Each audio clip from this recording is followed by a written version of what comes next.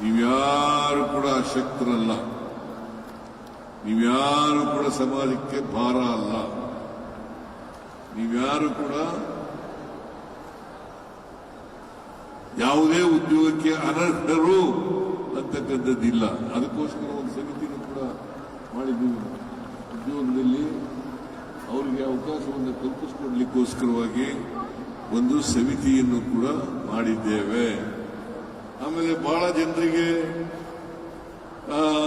ಆತಂಕ ಇರಬಹುದು, ನಮಗೆ ಬಜೆಟ್ ಕಡಿಮೆ ಮಾಡಿಬಿಟ್ಟಿದ್ದಾರೆ ಅಂತೇಳಿ. ಎಷ್ಟು ಕೋಟಿ ಕಡಿಮೆ ಆಗಿರೋದು?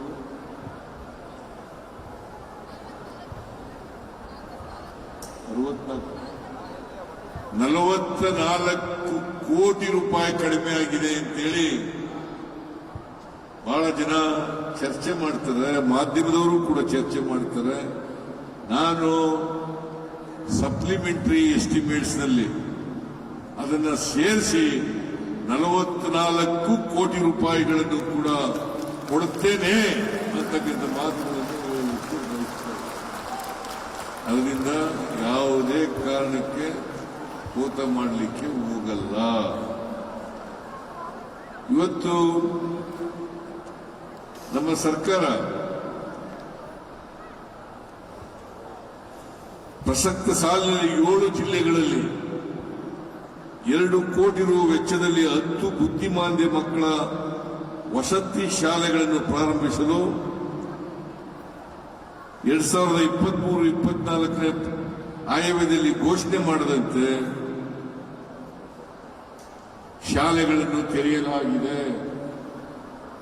ಈ ವರ್ಷದಿಂದ ತೆರೀತಾ ಇದ್ದೀವಿ. ಒಟ್ಟು 13 ಹೊಸ ಶಾಲೆಗಳನ್ನು ಪ್ರಸಕ್ತ ಶಾಲೆಯಲ್ಲಿ ಅನುದಾನಕ್ಕೆ ಒಳಪಡಿಸಲಾಗಿದೆ. ಆದ್ರಿಂದ ಈ ವಿಕಲಚೇತನರಿದ್ದರಲ್ಲ, ಇವರ ಅವಲಂಬಿತರಿಗೆ ನೀಡಲಾಗುವ ಮರಣ ಪರಿಹಾರ ನಿಧಿಯನ್ನು 2023 ಸಾಲಿನಲ್ಲಿ 50,000ದಿಂದ 1 ಲಕ್ಷಕ್ಕೆ ಹೆಚ್ಚು ಮಾಡಿದ್ದೇವೆ.